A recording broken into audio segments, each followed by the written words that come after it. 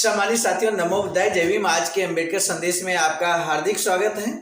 आज के अम्बेडकर संदेश में वयस्क मताधिकार यानी कि वोट देने का अधिकार हम सभी को जो मिला है, वर्तमान में स्वाभिमान के साथ हम वोट को डालते हैं। तो ये जो वोट देने का अधिकार हमें मिला है, इसके पीछे हमारे महापुरुषों का बहुत बड़ा संघर्ष है और उसी संघर्ष के क्रम में बाबा साहब ने उस संघर्ष को परिणाम तक पहुंचाने का कार्य किया। मेरे साथियों, जब प्रथम गोलमेज सम्मेलन में बाबा साहब पहुंचते हैं और वहां पर मताधिकार कमेटी बनाई जाती है। प्रथम गोलमेज सम्मेलन में कई कमेटियों के तहत कमेटी नंबर 6 उपसमिति संख्या 6 बनती है, जो मताधिकार से संबंधित होती है।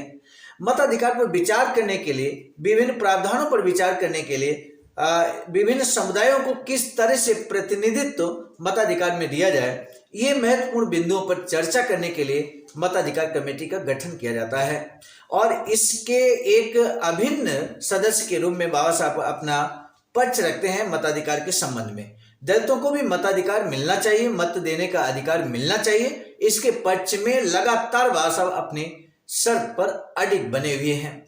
यहाँ तक कि बाबा साहब ने इतनी बड़ी चेतावनी लंदन में गोलमेज सम्मेलन में दे दी कि यदि हमारी मांगे अर्थात दलित वर्ग समुदाय की मांगे नहीं मानी जाती हैं, जो कि हिंदुओं से अलग अस्तित्व रखते हैं, ये बात कहते हुए बाबा साहब ने मताधिकार के बारे में पुरजोर कोशिश की है और साथ ही साथ ये चेतावनी दे दी कि यदि हमारी मांगे नहीं मानी जाती हैं तो हम ऐसे किसी भी संविधान को मानने से इनकार कर देंगे। इस चेतावनी के आगे अंततः गोलमेज सम्मेलन, मताधिकार कमेटी, अल्पसंख्यक कमेटी ये नतमस्तक हो जाती हैं। सम्मानित साथियों, बाबा साहब की बात को मानने पर मजबूर हो जाती हैं, क्योंकि बाबा साहब का जो तर्क था वो बहुत ही महत्वपूर्ण था और महत्वपूर्ण इसलिए था क्योंकि भारत देश में एक बड़ा समुदाय दलित वर्ग, जिसको अस्पृश्य या अछूत कहा जाता था, वो निवास करता था उस समय। यानी कि 5 से 6 करोड़ की संख्या थी अस्पृश्यों की पूरे भारतवर्ष में। इसलिए इतने बड़े वर्ग को नजरअंदाज करना किसी के लिए भी संभव नहीं था। तो मेरे साथियों, आज के अम्बेडकर संदेश में बाबा साहब किस तरह से बाबा साहब ने मताधिकार यानी कि वोट देने का अधिकार दिलाने का संघर्ष किया, किस तरह से प्रयास किया और मताधिकार के संबंध में बाबा साहब के क्रांतिकारी विचार हैं क्या, वो आज के अम्बेडकर संदेश में हूबहू हम आपके समक्ष प्रस्तुत कर रहे हैं। बाबा साहब डॉक्टर अम्बेडकर संपूर्ण वाङ्मय खंड 5 से पेज नंबर हम आपको बता दें, पेज नंबर 73 से लेकर 75 तक बात करेंगे। तब बाबा साहब कहते हैं, डॉक्टर अम्बेडकर अपना पक्ष रखते हैं, चूंकि बहस हुआ करती थी कमेटी के सदस्यों के बीच में हर पहलू को लेकर, हर प्रावधान को लेकर, हर आर्टिकल को लेकर, तो उसी के क्रम में बाबा साहब यहाँ पर डिस्कशन करते हैं और कहते हैं कि ये दूसरा सबसे अच्छा विकल्प होगा, यानी कि सभी को वयस्क मताधिकार मिले। ये दूसरा विकल्प, सभी को वयस्क मताधिकार मिले, तब बाबा साहब कहते हैं ये दूसरा सबसे अच्छा विकल्प होगा, बशर्ते कि हम ये जान पाएं कि ये सफल हो जाएगा। अध्यक्ष कहते हैं, इस शर्त के अलावा बाकी मुद्दों पर क्या समिति के शेष सदस्य सहमत हैं? माननीय कावश जी जहांगीर कहते हैं, मैं 25% की इस संख्या से सहमत नहीं हूं, हमें तो सभी तथ्य मिलने चाहिए। अध्यक्ष कहते हैं, हम ये सुझाव रख रहे हैं कि विशेषज्ञ समिति का गठन किया जाए। माननीय पीसी मित्र कहते हैं, जब तक हमें तथ्यों की जानकारी न हो, हमारे लिए प्रतिबद्ध होना उचित नहीं होगा। अध्यक्ष कहते हैं, आप अपना काम विशेषज्ञों की मताधिकार समिति को सौंप देने से हमारा काम नहीं चलेगा। हम एक ऐसी दुर्भाग्यपूर्ण स्थिति में हैं कि हमें कोई ना कोई सिफारिश करनी पड़ रही है और हम ये भी नहीं कह सकते कि हम सिफारिश केवल इसलिए कर रहे हैं कि हमारा अपना काम कोई और संभाल ले। माननीय पीसी मित्र कहते हैं कि मैं सिर्फ अपनी व्यक्तिगत राय दे रहा हूं, मैं तो मताधिकार समिति को ये सुझाव देना चाहता हूं कि वृद्धि होनी चाहिए और जितनी वृद्धि संभव हो उतनी होनी चाहिए और मुझे 10 या 20 या 50% की वृद्धि पर भी कोई आपत्ति नहीं होगी, बशर्ते कि मुझे सभी तथ्यों की पहले से जानकारी हो जिनके आधार पर मैं अपनी राय कायम कर सकूं। अध्यक्ष, माननीय प्रवेश, क्या आप कोई ऐसी शर्त रखना चाहेंगे कि कोई भी सिफारिश, चाहे वह अधिकतम से संबद्ध हो या न्यूनतम से, इसका निर्णय मताधिकार समिति पर ही छोड़ दिया जाना चाहिए? मेरा विचार है कि हमें समिति का कुछ मार्गदर्शन जरूर करना चाहिए, लेकिन हम अपनी मंजिल के काफी करीब पहुंच गए हैं और आपसे बाद में इस विषय पर बातचीत करना जारी रखेंगे। श्री चिंतामणि कहते हैं, महोदय, मैं नहीं जानता कि आप उस सुझाव से जो मैं देने वाला हूं सहमत होंगे या नहीं। आखिर चिंतामणि की चिंता क्या है ये जानना बहुत जरूरी है। तब वो कहते हैं कि लेकिन हमारे पास एक और महत्वपूर्ण प्रस्ताव यह है कि मताधिकार कमेटी को ऐसी शर्तें पेश करनी चाहिए जिनसे यथासंभव ये सुनिश्चित किया जा सके कि विभिन्न समुदायों में मतदाताओं और जनता में वही अनुपात बना रहे।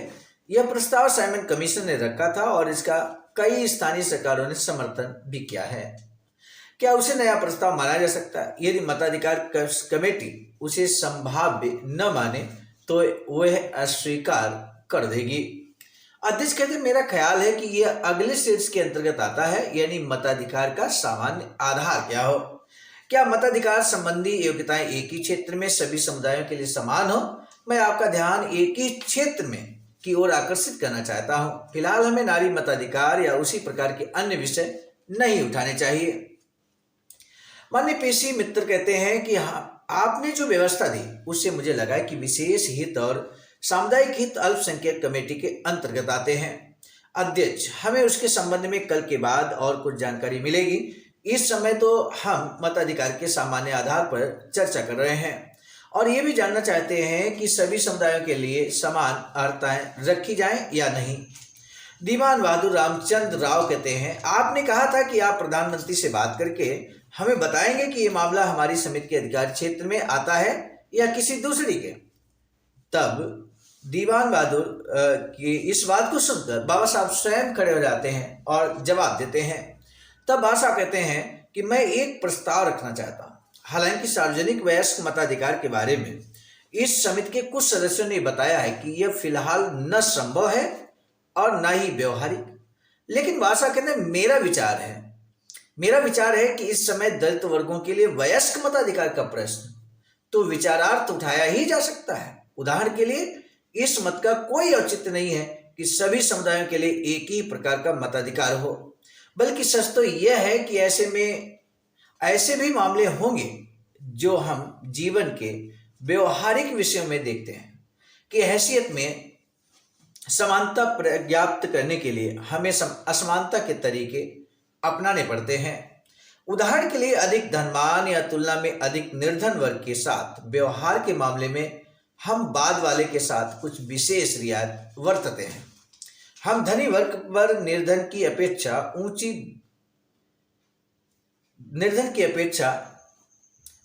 पर कर लगाते हैं और इसका मंतव्य ही होता है कि कर अदा करने की योग्यता के सिद्धांत को व्यवहारिक रूप प्रदान किया जाए। मैं समझता हूं कि यही सिद्धांत दलित वर्गों पर भी लागू किया जाए। यदि समिति का यही उद्देश्य है कि निर्वाचक मंडल में सभी समुदायों का प्रतिनिधित्व समान अनुपात में होना चाहिए, तो कोई कारण नहीं है कि एक वर्ग के लोगों के साथ दूसरे वर्ग के लोगों से भिन्न व्यवहार न किया जाए। यदि भिन्न प्रकार का ही व्यवहार इस उद्देश्य की पूर्ति के लिए एकमात्र साधन हो, मुझे लगता है कि यदि उदाहरण के लिए वयस्क मताधिकार दलित वर्ग पर ही लागू होता, दूसरे समुदायों पर नहीं, लेकिन दूसरे समुदायों की अपनी प्रणाली थी, जैसा कि लॉर्ड जेटलैंड ने संकेत दिया है। क्या कहा उन्होंने कहा कि तो वास्तव में इसे अंतर कहा ही नहीं जा सकता और ना ही ऐसा करने से प्रांतों में उपलब्ध निर्वाचन तंत्र पर भी कोई भारी दबाव नहीं पड़ता, क्योंकि दलित वर्गों की वैसे भी विशिष्ट स्थिति थी और फिर इस संबंध में भी मत एक था कि मताधिकार की कोई दूसरी प्रणाली उन्हें मत नहीं देगी और फिर बिना मत के कोई भी उम्मीदवार जो इस समय विधानमंडल के लिए खड़ा होगा उनके प्रति किसी सहानुभूति का भाव प्रकट नहीं करेगा।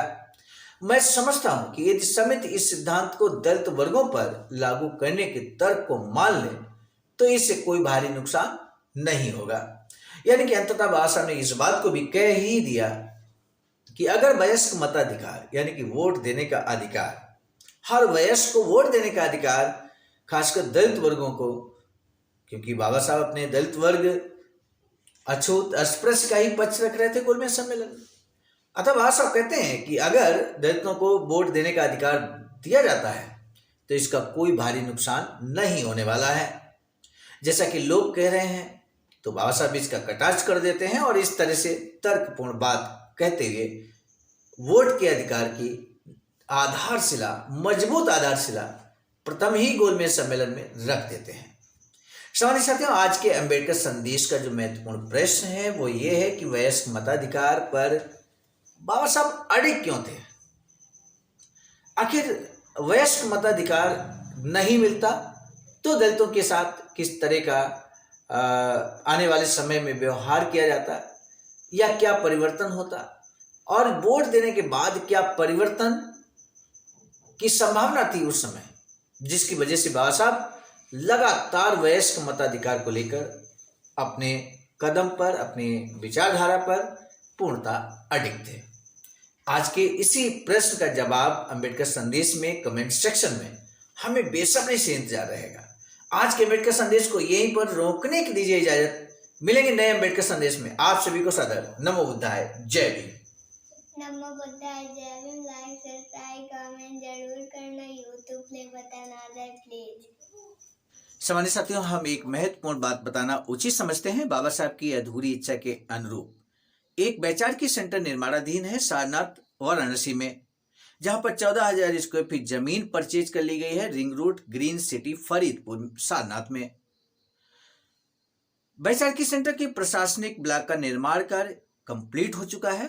शानदार बेहतरीन प्रशासनिक ब्लॉक का निर्माण पूर्ण हो चुका है। आगे अब मुख्य भवन को बनाने की बारी हम सबकी है और इस हेतु आप दिए गए अकाउंट नंबर पर अपना अमूल्य योगदान कर सकते हैं। आज का अंबेडकर संदेश हम लेकर उपस्थित हुए थे मिशन नायक बुद्ध मित्र मुसाफिर सर, राष्ट्रीय अध्यक्ष आवाज का नई दिल्ली की प्रेरणा में। प्रस्तुत करता क्रम मैं स्वयं सर्वजित आर्य, राष्ट्रीय मीडिया प्रभारी, IIT सेल आवाज का नई दिल्ली।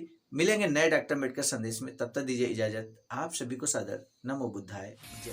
सामान्य साथियों, यदि आप हमारे इस चैनल आवाज का ऑफिशियल, जिस पर नियमित सुबह 5 बजे डॉक्टर अम्बेडकर संदेश आपको मिलता है, आप हमारे इस चैनल को सपोर्ट करना चाहते हैं तो हमारा आपसे निवेदन है कि आप हमारे इस चैनल को सब्सक्राइब कर लें, वीडियो को शेयर, लाइक, कमेंट जरूर करें।